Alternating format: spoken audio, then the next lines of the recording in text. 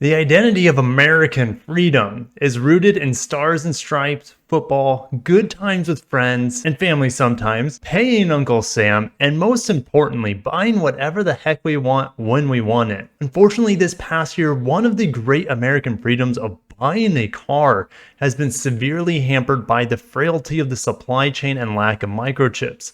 The days of new cars collecting dust sitting on the lot seem like a distant memory. And with this new reality, we've seen dealer price gouging, orders getting delayed, and a lack of overall choice. When will we get back our God-given American freedom to get exactly what we want when we want it? Let's find out. We're over at Automotive News. We're going to talk about when vehicles are going to be coming back into supply, somewhat normal supply. The days of hundreds of new cars sitting on the lot waiting to get bought are gone. They'll never return to that, unfortunately. But there's light at the end of the tunnel here, and we're going to talk about that today. If you're new to the channel, my name's Kirk. I talk largely about Japanese and Korean cars. So if you're into that, make sure to subscribe. And if you're excited about things getting back to normal, make sure to hit that like button. I've already hit it like 100 times because I want more choice, more variety out there for us as the consumer. I know I talk a lot about America, but this is affecting the entire world, the ability to buy new and used cars. It's a complete mess. So let's talk about this. Toyota Jack Hollis expects one more year of historically tight inventories. People have already begun to lose a little bit of interest in the new car market just because of how expensive things are. New car prices are higher than they've ever been. It's like around 45 to 46K on average for a new car. That is outrageous. Plus, borrowing money is super expensive right now as rates continue to climb,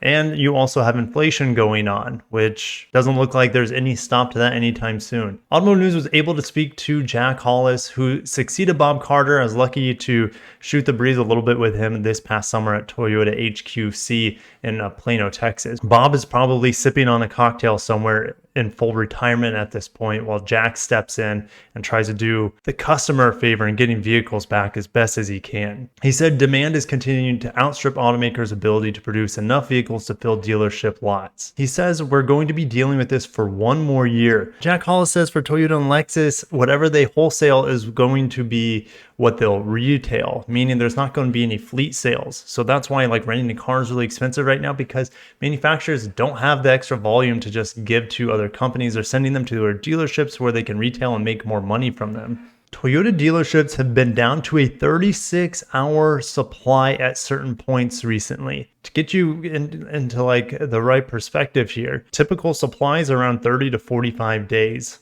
And he's mentioning a day and a half. That is outrageous. For the foreseeable future, he says that he's doubted that any automaker would return to inventory practices that were commonplace before the pandemic. It's gone. It's over. The days of heading to a lot that's full of brand new spanking cars that are shiny, waiting for a good deal, ready to negotiate, or even just upfront pricing below the sticker. Those days are far behind us, it seems like. Even when things get back to this new normal, even if there's a few cars sitting on the lot, I think the new deal going forward, unfortunately, until we have a surplus of vehicles, is going to be sticker price. MSRP is going to be the new standard, and those sticker prices, of course, keep getting higher. I mentioned Mazda. The Mazda 3 went up about $500 per trim level, and then also for 2023, the Hyundai Santa Cruz about $1,000 per trim level. Jack says the advent of widespread digital retailing tools has given customers a level of comfort with ordering or buying vehicles that are still in transit or waiting to be assembled. It all comes back to what the customer's wanting and needing, and they're getting very used to an online experience. I mean, when I sold vehicles, so I stopped selling vehicles in 2020, right at the beginning of the pandemic, you could say. And even then we were pretty much hampered on inventory. And I worked for luxury dealerships, so I was already used to seeing a lot of online orders, not necessarily online orders, but placing orders for customers, custom builds, etc., in order to get the right vehicle with the right equipment, colors, etc. for the customer. Now that is like a standard thing. Very few customers can just roll up to a dealership and buy something sitting there. And if it is still sitting there, there's probably a good chance that it's something that people don't want, or the vast majority of buyers don't want. So maybe it's something like a lower powered model or a base model, ugly interior, stuff like that. Those are the things that are most likely to be sitting at dealerships right now, the things that people don't want on average anyways. He says the process of buying a car is different, even the pricing. Some of the highest consumer or customer satisfaction scores in the entire industry are occurring right now, and everyone's buying a vehicle at MSRP. That is not true. MSRP is the deal now. Not everyone's getting a deal. A lot of people are getting scammed by dealerships because they have no choice. There's just nothing to buy. So the dealerships are like, oh yeah, we can get away with 5-10 grand markups right now because you have no choice. And it's a dirty practice, but they have the protection and legal ability to do things like that. I know in Canada and other parts of the world, MSRP is the absolute most you'll pay for a vehicle. Here in the United States, it's a more of the Wild West in terms of an economy. And so the dealers have a lot of power and will continue to have a lot of power in the future. They still have to change quite a bit in order to adopt this more digital future, this more price parity future. And I think it's getting better, but you still have a lot of bad apples out there that need to get weeded out. Jack Hollis is skeptical that battery electric vehicles are anywhere near the pace the government goals have suggested. It depends on the government around the world. He's probably specifically talking about our government. Biden wants 50% of vehicles in 2030 to be battery electric. I don't think that's realistic. I just don't think we have the supply chain to produce that many batteries. And I also don't think that the vehicles will cost an affordable amount for the mass buyer out there. And I also don't think that the infrastructure and the battery technology is there for quick recharging and convenience either. So battery electric vehicles, I think maybe by 2030 in America is my guess. You can quote this, you can save this, you can bookmark it. I'm going to say in 2030 in America, BEVs will probably be 15 to 20% of sales. Right now, it's like 5%. And I don't think they're going to get that much cheaper. I think the basement price of a BEV will be around $30K, but your average price for a BEV is going to be as close to that new incentive tax credit, which is $55,000 for a sedan, and 80 or 85,000. We'll talk about this a little bit more at the back end, but in the 80s for trucks and SUVs. So I think vehicles are going to continue to get more expensive, especially the battery electric ones. And most of them are already there. Most EVs are about 40 to 50K, I would say, on average for the mass market EVs. Just show the Ioniq 5, EV6. Great vehicles, they're expensive. Of course, he believes in Toyota's multi-pronged approach with hybrids, plug-in hybrids, battery electric vehicles, and hydrogen fuel cells. And by the way, hydrogen fuel cells are also included in the new EV tax credit program. And Jack Hollis is referring to that American freedom mentality I mentioned at the beginning. He says, in my experience, over 31 years in this industry, when the government and others start telling consumers what they must have or what they must do, consumers start to push back. Toyota might not move first, he says, but they will move the best. Toyota's always like that. They're always playing chess in the background, seeing where people are succeeding, seeing where other companies are failing, and they will put their position, their pawns, and their knights and rooks, etc., in position to have the best strategic advantage and make the most money from it. Everything they do is long-term. That's why they're so behind when it comes to so many things. It's because long-term is the only term to them, really. In terms of the bZ4X with the wheels falling off and being recalled and Toyota buying back that first ever electric vehicle, at least here in America for Toyota, Jack says we've been working on it each week. He also expects to have them back in the market pretty soon. So third quarter of 2023 is when things will start to normalize, and it's not going to be like we know and remember of full lots, good deals to be had. It's still going to be a strapped market probably until, I'm going to say, like 2025 and later. That's just my gut feeling with what we're seeing here. We're not going to have good volume, good choices, good deals to be had until 2025. Who knows what's actually going to happen? Another catastrophic world event could happen in 2023. This return in 2023 is just never good. This is a fairy tale. So we'll see. I think 2025, I'll see you guys down below when you think the market will return to somewhat a normal level.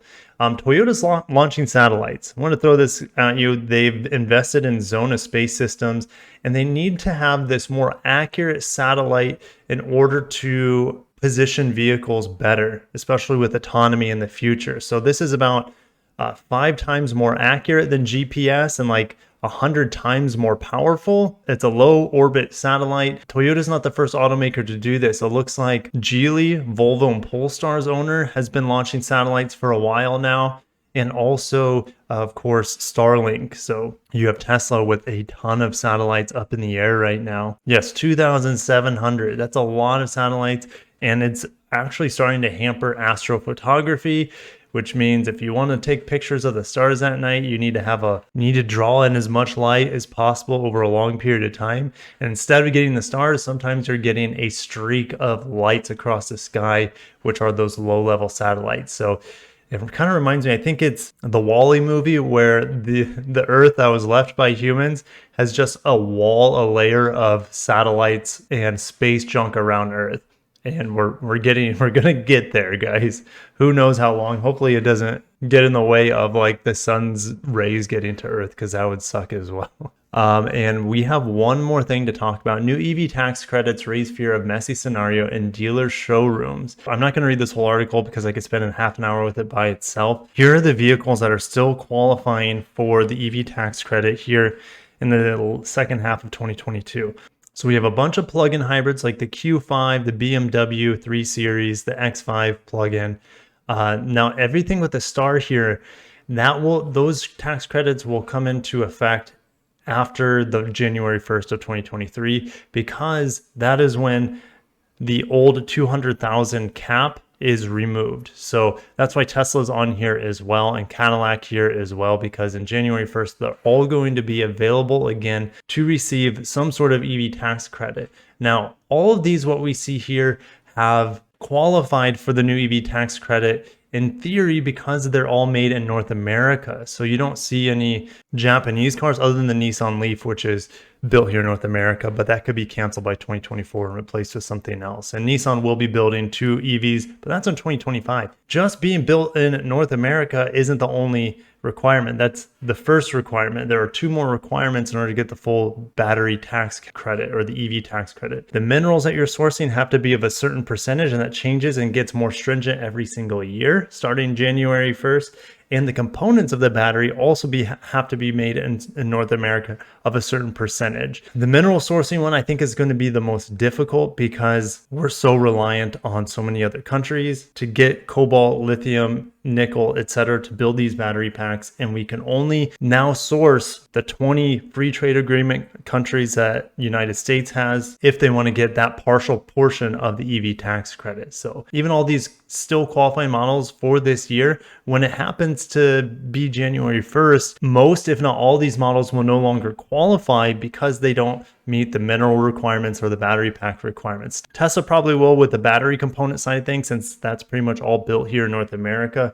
But those minerals, who the heck knows? I would expect most of those minerals, or a good portion, are sourced outside the free trade agreement countries. So like Argentina is a huge supplier of lithium, but they are not a free trade agreement country with the United States. But I'm going to end there. If you made it this far in the video, haven't hit the like button, I'd appreciate that. Make sure you subscribe so you don't miss industry updates like this. I always find these fun to talk about. There is light at the end of the tunnel, but that light's a different color than what it used to be. The new spectrum of light isn't quite as full and robust as the old spectrum of light with full dealership lots and good deals. Who knows when the market will return to a little bit more choice and good deals, but 2025 is what I'm saying. Jack Halse is saying late 2023. I'll see you guys down below on what you think about the market and its future. Catch you in the next video.